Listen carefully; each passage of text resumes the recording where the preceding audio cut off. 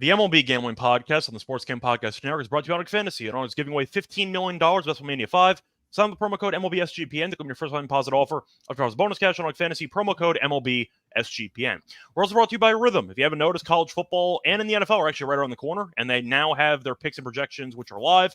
Claim your 7-day free trial today by going to sportscampus.com, rhythmsportscampus.com/RATHMM. And welcome, everybody, to the MLB Gambling Podcast here on the Sports Game Podcast Network. It is currently Sunday afternoon, roughly 5 p.m. Eastern Time on August 4th. I'm your host for this episode, Scott Reichel, once again joined by Lonte Smith, and together we're going to break down the Monday MLB card. I believe there are 9 games on the card, so a bit of an abbreviated slate, but it's not one of those days where you have like 3 games. Decent amount of games to choose from. Should be fun. But Lonte, how's it going with you? How's your weekend been? Pretty good weekend until today. I had the Pirates. They pulled schemes, probably inning too early. And end up losing that game. Who else did I have today? Oh, we talked about I forgot who else we talked about, but I had them and they lost. The Rangers. They're losing right now. They're getting smoked. So outside of today, pending the rest of the results, it's going to be pretty much a wash for me today. But overall, a good weekend. I thought it was a good weekend. Looking forward to opening up a new week. Well, we got gifted the funniest plus money play of all time yesterday, where the White Sox had lost 18 in a row, right, and we both got Minnesota at -1.5. I actually got plus 134 later in the day, but when we recorded, we got plus 126. Oh, yeah. And Crochet, of course, is still solid, but they're afraid of his arm falling off. He went 4 innings, he gave up 1 hit. They pulled him. Mm-hmm. So Crochet, moving forward, is probably in fade territory because they are purposefully limiting his innings because they're trying to keep him healthy, which means they're probably trading him during the offseason. Because I don't know why you would limit his innings when your team's 50 or 60 games under if you were not going to try to trade him for assets in the offseason. So keep that in mind. Crochet made the actual money line very cheap for Minnesota, and in turn the run line very cheap, and he went 4 innings. So keep that in mind. Crochet, as far as I'm concerned, is kind of unbackable right now because he's going no length. Just something to mention there. I know I ended up losing the lock. I got hosed by the pitching change. I like Snell and Green under. Then it got changed to Harrison versus Green at the end of the show. Snell threw a no-hitter on Friday, and Harrison got shelled on Saturday. So not a good combo there. I ended up losing that one. Hit the home run play, though. I Vlad Jr. at 4-1. Yeah. And he hit a homer against Rodon. I know you also, we both ended up double dogging the Twins -1.5. Yeah. I'm trying to remember what you had for the lock. What was your lock on the show? I can't remember either. Did you have Seattle? I think it was Seattle Friday. Yeah, it might have been. Yeah, it was Seattle. It was Seattle Philly under. I think that lost them. You're the under, and I wasn't sure if you had Seattle money line or if you had the under potentially. No, I like Seattle in the game, but I think I locked up the under. And Chicago and Seattle scored like 5 runs in the first 2 innings or something like that. Yeah. I actually think it was the opposite. I think Philly was up 5-0 and they blew it. I think that's what happened. Okay, well, yeah. Either way, it lost. Yeah, point is, pretty good episode for us in general. For the last episode, we'll try to keep it rolling here for this one. Before we get into any of the 9 games that we're going to talk about, any takeaways from the weekend? Or besides, like, just the overall kind of solid just betting? Any overall team takeaways? Yeah, Free came back. They got smoked. The Braves laying 285, I think. It was some big favorites today. 285 for Freed, 300 for Woods Richardson, which, I mean, I think that's going to get home. Outside of that, yeah, I think it was a pretty, lackluster weekend, I guess. I think everything that we thought was going to happen was happening, and I don't think anything extravagant happened. Yeah, the White Sox might lose their 20th straight game, so that's pretty impressive. You know the Moneyball streak when they won all those games in a row? Oh, yeah. I need another compilation of like the wins or the losses, from YouTube with the Moneyball music in the background. I need like one of those with like the Moneyball background music, but like instead of Hatteberg hitting the home run, it's some random guy in the Twins just taking somebody yard. Like it's kind of one of those. I need that compilation. I need that video on YouTube, and somebody I'm sure is going to make it. Point is though, same kind of takeaways for me. Nothing that was really shocking. The Padres have been kind of up and down against the Rockies, so expecting a better series from them. Philly still can't win a game. They're up 1-0. We'll see what happens moving forward. Baltimore's been fine though. The Yankees have been fine. Houston has really not been great, and they lost 1-0 today to Tampa, so they're kind of struggling. Let's put it that way. We'll see. Yeah, Seattle might actually win the division in the end. Who knows? It's been a bit of a circus ride for Houston. Kikuchi, though, pitched well in his first start with the team, so we'll see if that continues. But either way, point is time to move on. Mets also not the greatest loss last night for them as their bullpen fell apart down the stretch with that Neto 3-run home run.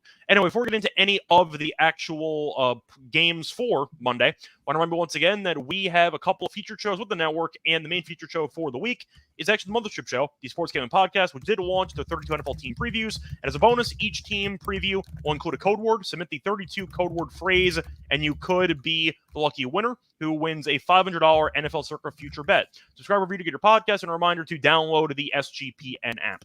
Anyway, time to get into the actual card. Starting off with the first game on the slate, you have a matchup between the Mets and the Cardinals. Cardinals have been okay, really not great lately, and you are looking at a makeup game, actually. This is a makeup game from May the 8th. As of right now, the Mets are down 3-1 to the Angels. They have not had a good series there in LA, and the Cardinals play the night game tonight against the Cubs. So we'll see how bad the bullpen gets used for the Cardinals in that one. But you have Manaea taking on Palante. Mets are around minus 115, and you have the Cardinals at around minus 105. The over-under in that game is around 8.5.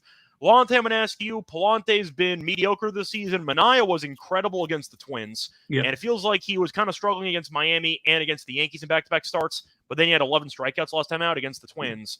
I am going to ask you, what are your thoughts on this matchup? Because the Mets are kind of struggling. The Cardinals have not been much better, but the Cardinals do have a night game, and they play at 5 o'clock the day after, which is really not a great scheduling spot.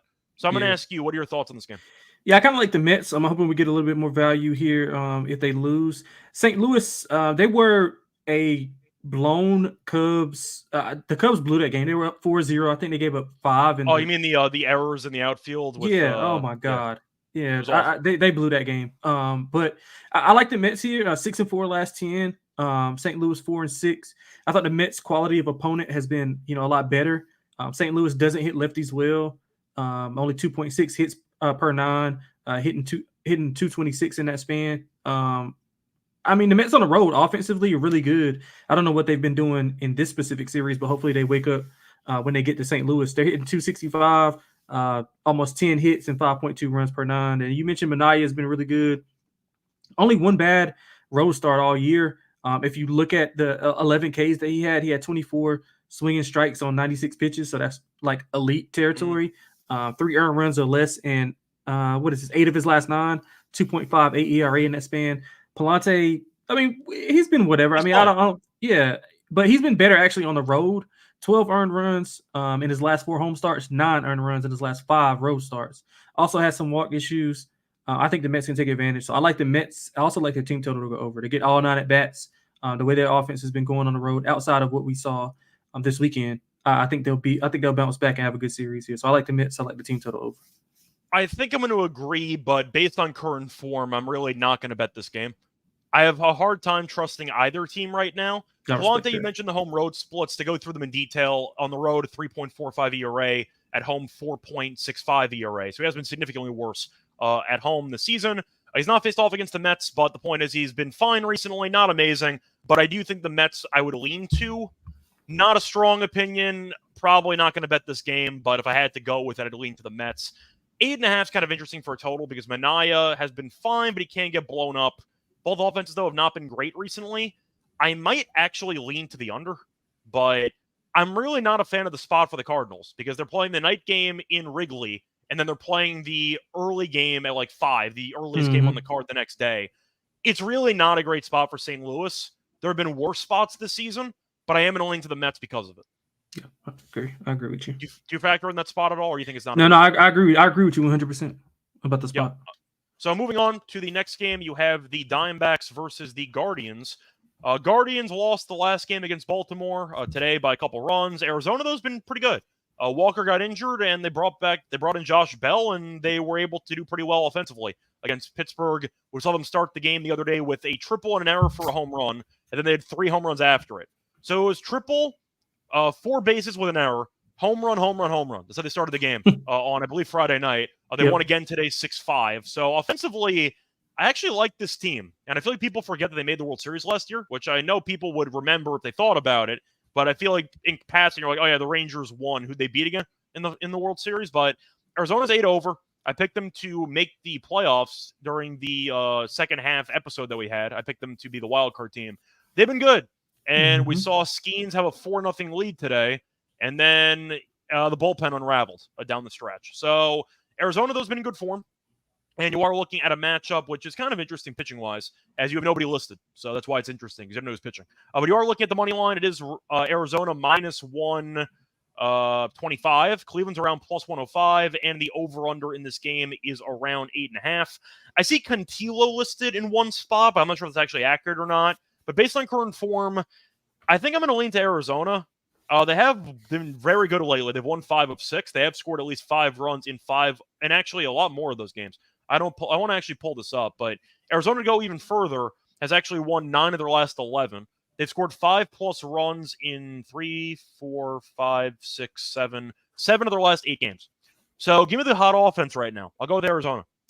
Yeah, speaking of offense, I like the over. I think both teams will be able to score some runs. You mentioned it with Arizona. Cleveland, they hit a little skid before the All-Star break, but they came out. They were hitting the ball extremely well. I think the offense kind of woke up over the past few weeks. So I like the over. I mean, obviously it's hard to kind of pinpoint, statistics and data if we don't have pitchers, but just the way the current form of each offense is going. I mean, we saw Arizona today kind of do nothing in the first against Skeens, like the first 5 or 6 innings, and then they kind of wake up when the bullpen gets in. So they can rattle off runs really quick. I think Jock Peterson hit the go-ahead 3-run shot. So I'm expecting a lot of runs here. I think you said 8.5, right? Is it total? Yeah, I see 8.5. I'm trying to see if there's any 8s. I actually see a couple 8s. Yeah, I'll go over that number, over 8. I mean, I think over 8.5. I think we see double-digit runs here. So just because of how well both of these offenses have been playing as of late, especially Arizona. Even on the road, Arizona has been playing really well, but I just can't figure them out. Like, I literally can't figure Arizona out as far as betting them on the side. So I'm staying away from them until I can kind of get a good handle on them. But I think offensively, both teams will be able to score. So I like the over. Yeah, I've been kind of the opposite. I've actually been doing pretty well with Arizona recently. Mostly just been back in the offense. I think my main approach for Arizona is taking the team total because I can't stand that bullpen. Yeah, that's better. So I'm just backing the offense to just score, and they've been doing well. But yeah, Arizona, once again, is a slight favorite. Not sure who's pitching for both sides, but the total of 8 at minus 120 I do like quite a bit. I think each team, I see Grady saying it's Gallen against Allen, but I don't have anybody officially listed. So I don't know if I saw Cantillo earlier, but I didn't see anybody else. I saw Cantillo earlier too, but I don't know if Allen got called back up again. Yeah, I don't know if I care if Allen got called up again, by the way, because his record was good, but he was really not very good. It's why he got demoted. So, yeah, some people are saying it's going to be Allen and Gallen. We'll see what happens. If it's Gallen, I still like Arizona. So nothing really changes about my actual cap there. And Gallen has not been amazing. He's on been the road, fine. especially. Yeah, so I would probably lean to the over anyway. But Logan Allen's return does not scare me. I'll take Arizona in that spot. If Gallen's pitching, minus 125 is actually a good deal if that's the pitching matchup. So I'll put Arizona in that one. Moving on to the next game, you have the Reds taking on the Marlins. The Reds have undecided pitching, and the Marlins have Munoz, who was randomly decent last start against Tampa. Struggled early, but then he kind of buckled down. It was pretty good the last couple innings. I look at the actual money line and the total. We have nothing. So pretty quickly, the Reds had a lackluster series against the Giants, which was really not a surprise. They lost the 2 games that Green did not pitch, and they won the game that Green did pitch. Kind of sums up how they've been lately. But looking at the Marlins, this team's not very good. Did salvage the last game of the series against Atlanta, but we have no actual lines here with Munoz pitching. Any thoughts here? I don't have much without knowing the line. Yeah, I don't have much without knowing the lines either. I wouldn't be, in a hurry to bet Cincinnati. I probably would lean Miami, to be honest. I mean, Munoz struggled, but like he's been inconsistent in July. I mean, 2 earned runs, 4, 1, 6, and then 2. But he has struggled against the better offenses. I guess Cincinnati wouldn't be classified as a better offense. So I'm interested to see how that matches up. I'll probably lean to Miami at home. They're 5 and 5 in the last 10, and their quality opponent has been really good. So if I can get a good plus price with Miami and Munoz, I'll probably be on them, especially in the first 5. Yeah, I think I'd agree with that. Munoz, I still think, is not very good. I thought they faced off against the Tampa offense that has been overachieving recently, but still not great on paper. And he was fine for the most part, not amazing. Cincinnati, though, we know that Ellie steals every base imaginable, but it feels like nobody else has really done anything for this team. So I mean, it's tough to give anything out because there's no lines, but I'll put it this way. I'm not going to blindly fade Miami in this game. Miami might be live in this game because I think the Reds are not good enough to be, I'd say, trusted at this point in time. Quickly seeing the last time Gallen started, though, I'm trying to work my way backwards. Gallen's last start was on the 31st. So I'm actually trying to think of the math. Would that mean he'd be pitching today, or would that mean he'd be pitching on Tuesday? I think that should be Tuesday, depending on if he go right. Does he go 4 days rest or 5? I mean, I think he usually goes 5 days of rest. Okay. He's actually been alternating, actually, which is kind of weird. That's why I noticed that. So maybe it'll be Gallen, maybe it won't be. But that, once again, I'm not sure if he's going to pitch or not. So either way, point is Miami, I thought this weekend was fine, and the Reds I don't trust. So give me Miami, which should be a plus money play. Before we get into any of the other games on the card, I want to remind you once again that we are brought to Underdog Fantasy because just launched our Underdog Streaks. Hit your first 2 pick 'em entries, and then you can go streaking. If you get an 11-0 run, you can win 1,000 times your money. Plus, Best Ball Mania is live with $15 in prizes, and you can now use specials and boosts on all flex entries. Lonte remembers I gave out the Card League higher points over the weekend. That got there. Didn't get the 20. I'm still annoyed by it for the sake of the dog play on the NBA show, but he got to the default line, and we'll see what happens. A lot of Olympic Games coming up on Tuesday. If you want to go for some baseball stuff as well, Underdog does have you covered there. Sign on the promo code SGPN or MLB SGPN to claim your special getting first-time deposit offer of $2 bonus cash on Fantasy promo code MLB SGPN. We're also brought to you by Game Time. Speaking of baseball, Game Time is now an authorized ticket marketplace of Major League Baseball, and that definitely makes getting tickets easier and faster. Prices on Game Time's app actually go down closer to game time when you get to first pitch, and you are looking at killer last-minute deals, all-in prices, use from your seat, and their lowest price guarantee. Game Time can take the guesswork out of buying MLB tickets, and if you are looking, once again, at how to capitalize on an offer that we have for you, take the guesswork out of buying tickets with Game Time, download the Game Time app, create an account, use code SGPN for $20 off your first purchase. Terms apply again, create an account, redeem code SGPN. $20 off, download the Game Time app today. Last minute tickets, lowest price, guaranteed. Welcome back, everyone, to the MLB Gambling Podcast. Just finished previewing the first couple games for the Monday card. Time to keep it rolling. Last game we talked about was the Reds and Marlins. Then, now you have the Giants taking on the Nationals. For this one, you have undecided again, which is really annoying, but it's the Giants, so I'm not surprised. Against Corbin. Right. Last time we saw Corbin, he basically let the entire Diamondbacks team score 3 times over in about 3 innings. Giants were in good form this weekend, ended up winning 2 out of 3 against the Reds. They were hot last week, too. The Nationals, not knowing who's pitching for this one, not knowing who's pitching for the Giants. Does it really matter when you have Corbin pitching for the Nationals? Absolutely not. You just got to fade him. You just got to continue to fade him. I mean, we saw him give up the franchise record, 11 runs, 10 of those earned in his last start. 13 hits in his first 19 attempts and only 1 home run. So contact is up. I think we see a lot of runs here. I'm gonna go over. Washington has owned them though. They won 8 of the last 10 versus San Francisco, including 2-1 this year. Both teams hitting the ball well, averaging a combined 10.1 runs per 9.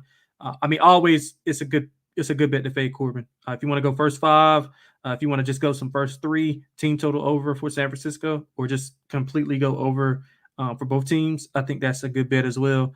I saw Logan Webb might get the start here. So I see rumors that Webb might pitch, and I see the over-unders listed at 9.5. That's what I see for right now. I'm not sure if that's accurate or not. Even if it's not, I like the over regardless. It's not going to get much higher than that, or it's only going to go down. They're not going to make it 10. So, anything, obviously, as long as it's below double digits, I'm going to be on the over. Yeah, I see the Giants listed at 196 on FanDuel. That line was posted a little while ago. That is short. Which it's Webb on the road, though. Like, I was really tempted by the Giants team total, and now I can't really take it because it's going to be priced out of actual, I'd say, it's just going to be priced out of a reasonable option for me to personally bet. Yeah, assuming it's Corbin and assuming it's Webb, I think I would have leaned to -1.5 for the Giants just to there we go. There we go. But it's not the price I was hoping to see. Let's put it that way. But I'll lean to Giants -1.5. It's basically a Corbin fade, and I feel like most people will back that, especially after what happened his last time against Arizona, where he gave up 10 runs in 3 innings. So, yeah, I'll go with the Giants -1.5 in that one. You're mentioning the over. I think Webb could pitch well, but it is a road start, so I probably would lean to the over as well. But I think I'd rather take the side if I had to go. Yeah. Anything else you want to talk about for this game, or should we move on? No, that's cool. It's probably better to go. I see what you're saying with the almost 200, laying 200. Maybe we want to just go first 5 run line. and get some better value because you're getting Corbin pretty. They're going to keep throwing him out there. Like they're not going to pull him. They're not going to pull him out there. I'm trying to figure out the math though, because if it's minus 200 give or take for the full game money line, it means you're probably looking at first 5 like minus 1. No, it would be less than that. Probably like 150, maybe 150. Yeah, I'll lay that. I'll lay up to 170. Unless you want to lay 1.5 in the first 5 and just take potentially a plus money play if you want to go for that. But something to keep in mind. But either way, that's going to wrap it up for our thoughts on that game. Moving on to the next game, you have the Astros taking on the Rangers. Rangers, did they officially lose yet? They were about to lose to Boston. They lost 7-2, which is good for me, I guess. Houston also lost 1-0 to Tampa. They have not been playing good baseball lately, and they made a couple of questionable moves at the deadline. So we'll see how that goes moving forward. Texas, though, we know is, I don't want to say waving the flag on the season, but they're not going to be competing for anything. This team's not good enough. Houston's been in quicksand recently, so we'll see who can potentially get back on track here for the pitching matchup. Yeah, your guess is as good as mine. I got nobody listed here, but I see some money line prices, though, and some totals. So for the actual money line, I see FanDuel at minus 126 for Houston, Texas at plus 108, and for the over-under, you have 8.5. I hate both these teams right now. They're playing really bad baseball, and Texas has nothing to play for. I think we all know deep down this team made a couple of interesting moves at the deadline. They flipped Lorenzen, then they acquired Chafin. Why? I don't know. They can't hit anyway. I don't know why they bother acquiring a reliever, but I don't know what Texas is really doing. Houston made some interesting moves. I know as a Yankees fan, both of us really don't like Caleb Ferguson. They acquired him, and they got Kikuchi, who was fine his first start, but they've not been hitting the ball well lately. And once again, I apologize that we have no information on half of these games, but that's what we got. We got money lines and totals without pitchers. So, yeah, based on current form, I'll lean Houston, but both teams have been really bad lately. This is a pure stay away from me. Yeah, it is for me. Both of these teams, they turned a great weekend into just a good weekend. Lost money on them for the in-app play. I stayed away from both teams personally. I wanted nothing to do with them this weekend. I think it's Texas on Sunday. That's all I got. Yeah, I'd probably go over. I mean, Texas is over in 10 of 11. They're hitting the ball well. Houston's, I mean, they always can wake up offensively. It's just like they haven't been doing enough. I mean, they didn't score today against Tampa. No. And we talked about Tampa going into the weekend. I thought it was going to be a good series for Houston. After, underperforming. I forgot who they played after they lost to they beat up on the Dodgers. The Marlins, they were not great against the Marlins. Right. So yeah, I thought it was going to be a good spot for them. So yeah, it's a pure stay away for me. I would lean over if anything. Oh no, sorry. I meant that the Rays played the Marlins. You were asking about Houston. Yeah, Houston. Who did Houston play after the Dodgers? Who did Houston play after the Dodgers? I want to quickly see who they played. Houston played Pittsburgh, and they were not very good. Yeah. So they beat the Dodgers 2-1 in that series, and then they were struggling against Pittsburgh. So yeah, there we go. Yeah, I misunderstood. I thought you meant who Tampa played it's all good. Before they played Houston. For the head-to-head, by the way, it is 5-5 between these two. Mm-hmm. A lot of high-scoring games early and then a couple of low-scoring games late. So this might be a go-to-a-meeting game, to be honest. I got nothing for you for this. Like, if you want to take a side, I'm rooting for you. But, damn, these teams are right now not very good. So I am going to stay away from this matchup personally. Moving on to the next game on the card, you have the Twins taking on the Cubs. Cubs, of course, played late game, and the Twins right now are up 13-7 against the White Sox. Close it out. Let's get to 20. Come on, White Sox. Point is, though, for the actual matchup, you have Festa pitching against Hendricks. Damn, that looks like a really bad pitching matchup. For the actual money line here, you have Minnesota and the Cubs. We don't have lines, and the over-under, we don't have any lines. So I'm not sure what officially is going to be the pitching matchup. Maybe they're changing it, or maybe we just are waiting for Wrigley because they did not play yet Sunday night, and we're going to see how the bullpen does. Yeah. Festa this season has not been very good, 6.98 ERA, and Hendricks we know has not been good, but I'll mention that Festa's been better lately. He has gone 9 1/3 to 3 total runs allowed his last 2 appearances, so he has been better recently, and you're looking at Hendricks, who we know is not very good. He's been kind of up and down since coming back, but mostly pitches to contact, which is not a good sign for this stage of his career. So I don't have a total. I don't have anything on this game again, but I think I'm leaning to the over. Minnesota's been hitting the ball well lately. The Cubs have been fine offensively recently. Assuming the wind is not going to be totally blowing in, Hendricks has been really bad at home this season, a 6.23 ERA. The funny part is he's actually worse on the road. He has given up 3 runs in 2 of his last 3. 6 runs, the one in between. But the point is, at home, he's kind of vulnerable, and on the road, he's very vulnerable. I'll lean over. I think both teams get some runs in, but I don't have any lines. So your guess is as good as mine. Yeah, I'm leaning that way as well. I think Minnesota's not going to burn a lot of the bullpen, and we're yet to see what they're going to do with Chicago. So I'm guessing Minnesota will have the fresher arms, if anything, if it's a close game down the stretch. So I'm leaning that way just off pure, basic handicapping. And the over, Minnesota's over in 8 of the last 11. Chicago over in 6 of the last 10. I think both teams will be able to score with the pitching. Hendricks is that 6 of 10 or 7 of 11? Because today's game had 20 runs. Okay, yeah. Well, yeah, 7 of 11 now. But yeah, I think both pitchers giving up a lot of home runs. I mean, if you look at Hendricks, 4 home runs allowed in his last 3 starts. Festa's prone to the home run ball. He's been better as of late, but still season long allowing a decent amount of home runs in contact. So I lean over and lean to Minnesota. I am going to point out, I think I am going to officially renege on my overplay because the wind is blowing in at roughly 15 miles per hour. Okay, well, so it's officially a Wrigley game, which is going to be just an absolute wind fest.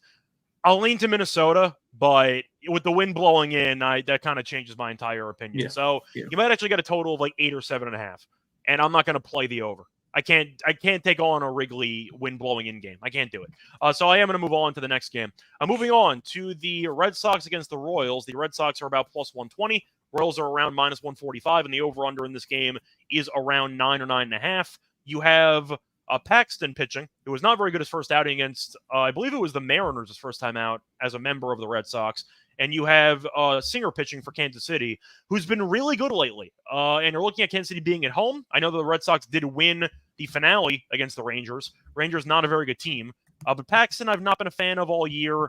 You know that he's been okay overall wins and losses wise, but ERA is in the mid 4s. Tends to give up basically 3 runs per start, and you're looking at him giving up some hard contact. He has given up at least 1 home run in 4 of his last 5 starts. And I do think you're looking at a situation where he might get into trouble here against the Kansas City team that has been pretty good offensively at home, especially. Singer's been good. I'll go with the Royals at what I think is a pretty affordable number. Yeah, I love the Royals here. They've had 4 straight games of 5+ runs. Also 5+ runs in 7 of their last 10. Singer's coming in 14 scoreless innings pitched at home. So he's been on a good streak. If you look at Paxton in his last 5, 8.18 ERA, 2+ walks in 4 or 5. He also had 4 in 2 of those 5. His hit rate's been, up on the road. Hasn't gotten out of the 5th inning in 6 straight starts. I think Singer is basically the class in this matchup. Kansas City, I mean, we talked about it. Boston can hit the ball. The pitching is like atrocious. So I think we see some runs here, mostly a lot by Kansas City, but I think Boston can contribute a couple here off of Singer. So give me the Kansas City and the over. Yeah, to sum up Paxton's season so far, he was 8-2 with the Dodgers, and they DFA'd him with an 8-2 record. So just keep that in mind. That's basically summing up how Paxton's done. His overall wins and losses are fine because he got a bunch of run support, but this season he has not been very good, especially lately, with an ERA of 8, I think, as you said, in the last 5 starts. Moving on to the most important toilet bowl matchup of the year right now. You have the White Sox taking on the A's. For this one, you have the A's, who are trying to find a price here. They are around, I think Oakland's favored. Yeah, Oakland's minus 172. Oh, God. For the over-under, you have the total of 8. You have Cannon pitching against undecided right now. The White Sox have now, we've updated the tracker, we've updated the number, lost 20 straight games. Congratulations. I'm really proud of each and every one of you. For Oakland, they've been good lately. They are losing right now to the Dodgers, but they've been good offensively. Mm-hmm. And they have given the Dodgers a bit of trouble so far in the series. So I'm going to ask you, right now it's minus 172. I see Cannon against Sears. Sears has been fine recently. Cannon has been kind of hit or miss, but both pitchers kind of in the same boat. Sears, though, the last couple outings, but he got shelled against Houston, but he has given up less than 3 runs in 4 of his last 5. So he has been good for the most part, with the exception of Houston torching him one time. 172 against arguably the worst team I've ever seen. Am I just going Oakland run line until Chicago wins the game? Because it feels like that's kind of the approach. And Oakland offensively has still been very good at home. And I think they can get the can here. Oakland minus 1.5 is plus 128. I'm fading a team that's lost 20 straight games at plus 128. I think I'm in for the jokes. Give me Oakland minus 1.5. Yeah, I'm not totally disagreeing with you, but I like the White Sox first 5. I It's like plus Cannon. money. Like Yeah. it's plus 128. It's kind of a running joke at this point. Yeah, I like Cannon. He's coming off his best start of the year versus Kansas City, which is a good offense. He needs to get the contact down a little bit, 7+ hits in 3 or 4, and especially against a Oakland team who's been really good offensively, 5+ runs in 6 of the last 10. But if you look at Sears, he's actually been better on the road than he has at home. Yeah. His last 4, 17 runs at home. His last 4 home starts, 11 runs in his last 5 road starts. So I'm thinking Cannon, he can go deeper in the game, so we won't have to rely on the bullpen. So he's been 6+ innings in 5 straight games. I think if he can limit the early, if he can be effective early and kind of get into a rhythm without allowing a lot of runs, I think Cannon can get it done in the first 5. So I'm going Chicago first 5, and I like the over in the game. Chicago's over in 9 of 11. Oakland's over in 6 of 10. Probably be 7 of 11 once this game goes final with the Dodgers. So I think both teams can score some runs here. Yeah, I agree with you about the over. Osmar's mentioned in the comment section that the White Sox have been ahead 43 times in the first 5 and lost. Yeah, so that's perfect. That's a great number. I mean, it's a great stat. If you want the double result, White Sox first 5, A's full game, that could be an option for you. Yeah, but definitely. The point is, you're looking at the White Sox, and I can attest to it with the run line with you on the Saturday game. Shout out to Brebbia and shout out to Schuster because they single-handedly handed us the run line on a platter because they fell apart in the 8th inning. So that bullpen is insanely bad. I like the over as well in this matchup. I mentioned before the total's at 8. It's actually juiced to the under. So I actually want to check the win quickly in Oakland. But this wind's actually blowing out tomorrow. So, yeah, I like the over in this game. The White Sox offensively have not been awful. They're not good by any means. Scored 7 today, though. They can't pitch. Oakland's been hitting well lately. And Sears, as you mentioned, has been better on the road than at home. Mm-hmm. Yeah, I'm with you. I'll give me the over. I think 8 at even money is actually a pretty solid number for me. I think that should actually be juiced to the over. I think even money on 8 is kind of insane. The White Sox are not a good offense, but they can contribute a couple in this game. And that's all we need. So I'm going to go with the over in that one as well. And moving on to what I think is the last game on the card. You have the Phillies taking on the Dodgers. Now, the Dodgers right now are winning 3-2. You're looking at the Phillies, who are winning right now 1-0. Both teams, though, have been not great recently. Dodgers obviously better than the Phillies right now because the Phillies have been in free fall. You have Nola pitching against Glass now. The Dodgers are minus 135. The Phillies are plus 115. And the over-under in this game is at roughly 8. For this one, I think I have to lean to the Dodgers. I know Glass now has not been amazing since coming back from the IL. Nola's been fine. The Yankees did pretty decently against them, mostly against the bullpen right after he left. But I really just can't trust Philly. They can't hit right now. The bullpen's a mess. I know they're up 1-0 now. We'll see if they hold on. I think I'm leaning Dodgers. The Phillies bullpen, I just can't trust. And I think 135 is actually pretty affordable. So I'm going to lean to the Dodgers, but it's a game where you kind of have issues with both teams. Yes, sir. Maybe if you want first 5 under and you want to bet Glass now against Nola and just pick some zeros early in the game. But based on current form, I think that this line's pretty cheap on the Dodgers. I'll link to LA minus 135. Yeah, I love the Dodgers here. I think we mentioned it on the Friday pod. Philadelphia's kind of improvement mode to me. I got to see it. I still got some Atlanta. They blew that game today, which was really bad, especially if Philly hangs on and wins today. But, I mean, Philly 2-8 last 10. They're hitting 226. The pitching ERA is over 5. The Dodgers will be back from a 3-series road trip where they went 2-5. Not much travel. I mean, they were on the West Coast, so it's not like a ton of travel. I'll throw it out there, by the way, since you mentioned the road trip. They are 17 games over 500 this season. They are 14 over at home. Yeah. That's even better. And Philly, a little bit added motivation. Philly swept them in July, outscored them 19-5 in that span. Nola's contact rate has been like way up over the past few months. He's been up and down on the road his last few starts, but Glasnow's also been up and down over the last month or so as well. So I'm not saying this with certainty that I like the Dodgers, but that would be the only side I would be leaning. Just Philadelphia's just got to prove it to me. They just haven't been in good form. I've seen more from the Dodgers. At least they're at home where they play well. Philadelphia is struggling. If they win today, might get a tad bit more value on the Dodgers going into tomorrow's game. So, yeah, I like the Dodgers. Yeah, I think the serious problem with the Phillies, I'm not going to blame it all on one guy. I mentioned the bullpen before, but Harper's been terrible for the last couple of weeks. So if your main slugger's slumping, I'm not a big fan of your offense right now. And even looking at the actual numbers against Seattle, they're up 1-0. So they've not been hitting well either. But I do think for this matchup, Philly, I faded Nola's last time out against the Yankees. Based on the Yankees' current form, I actually had the team total over in that game. Nola battled. He wasn't great. I think his stat line was fine. The Yankees had guys on base roughly every inning in that start, and Nola was kind of in and out of trouble the entire start. So I thought Nola was really not that sharp against the Yankees, and his stat line might have been okay, but if you actually watched it, I thought that he definitely was not great by any means. The Dodgers might be able to get the job done in this one. Grady's asking why we make the podcast so early. Because we can. I don't know. It's kind of just a thing that we've been doing for years at this point. We try to just be the first out there for the games tomorrow. I know you might be missing out on some information. I get it, but it's one of the sacrifices we make. We try to pride ourselves on being first. Is that a good way to describe it, Lonte? Yeah, I just think shelf life is the best thing, because if we're getting it, you rather get it out, as early as you can, get the right line move. Obviously, Sundays is a little bit tougher because, we're switching series.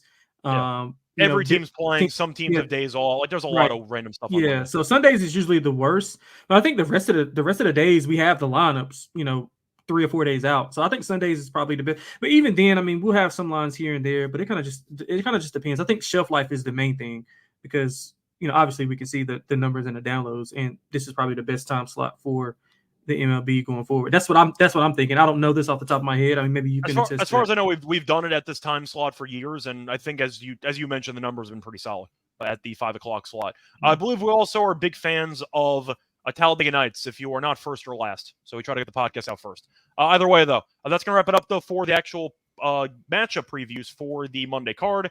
Time for the lock and dog picks. But for that, I want to remind you once again that we are brought to you by Rhythm, because Rhythm does have a lot of great options for. Actually, is Rhythm? No, here they are.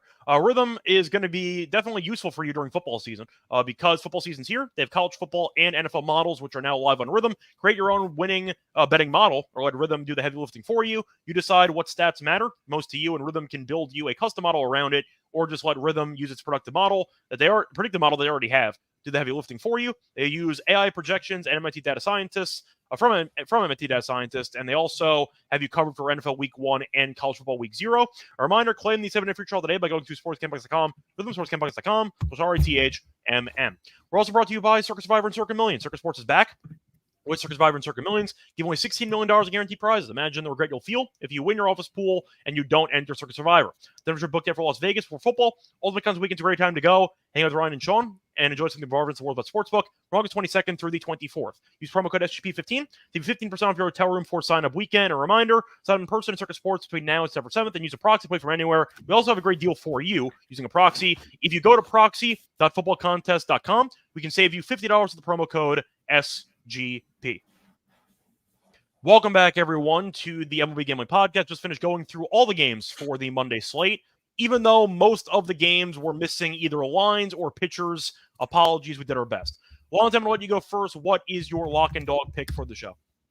Yeah, so I'm going to go to the first game on the board. I'm going to go with the Mets. I think we talked about the spot. It was pretty favorable for them. They've had a good,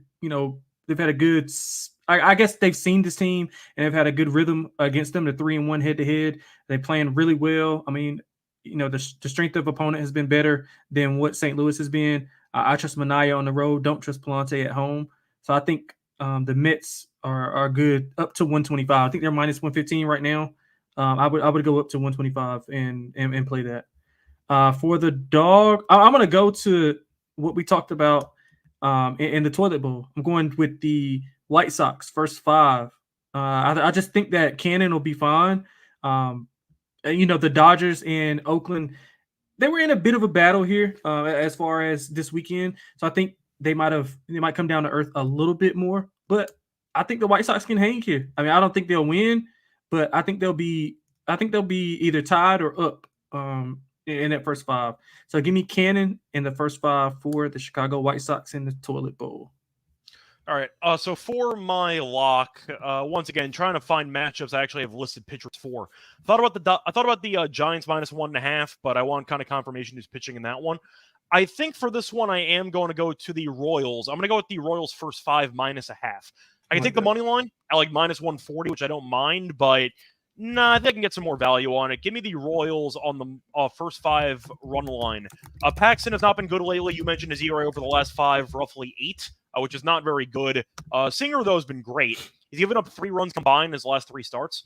And I think that you're looking at what should be a pretty affordable number here. But Singer's been very good at home recently. His last 2 home starts, he ended up giving up no runs. Did struggle against Boston last month as he faced off against them in Fenway. Now he's at home, but it's mostly fading Paxton, who I think is not very good, and I think Kansas City at home obviously is better offensively than on the road. Give me the Royals first 5 minus half for run in that one. Now, it might be around even money, maybe a slight amount of juice, maybe like minus 105, but I think it's a pretty good price. I'll go with that as my lock.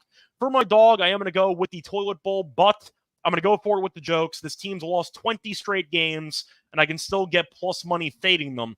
It worked out on Saturday. Going to do it again here for Monday. Give me the A's minus 1.5 at plus 128 against the White Sox. They've lost 20 straight games. That's good enough for me. I will keep taking this until the White Sox win a game. Either way, that's going to wrap it up for the Lock and Dog picks. Time for the home run picks. Long time. I'm going to let you go first. What's your home run pick for the Monday card? Yeah, I was gonna go with Byron Buxton, but he was removed from the game. They said it was for precaution. It's always precaution when he gets removed. I'm assuming it's because they were up 15 runs. They probably just pulled him. I think he's fine. Yeah, so I'm gonna go with Byron Buxton. I mean, he's hit a home run in 2 of his last 4 games. Now, granted, he placed the White Sox this weekend, but he looked really good. If he can just stay healthy, I think we saw Hendricks giving up a ton of home runs, 4 in his last 3 starts, if I'm not mistaken. So I think Buxton is prime candidate to go long tomorrow, and Minnesota's offense is pretty much like unreal on the road. I think top 5 on the road. So I'm looking for Byron Buxton to go deep off Kyle Hendricks tomorrow. Yeah, the one thing scared me off, that's going to be the wind. But I think that he got removed because they were up by like 10 Yeah, runs. I'm hoping so. Yeah, for my home run pick, I think I'm going to go back to that Red Sox-Royals game. And I think I'm going to go with Salvador Perez in this one. He's been good historically against Paxton. He's 5 for 16 lifetime with a home run. So we know Perez really never walks. But he swings at everything, and he's got a lot of power. And I do think he can perform well. Going through the recent performance, he's had a double, actually, in 3 of the last 6 games.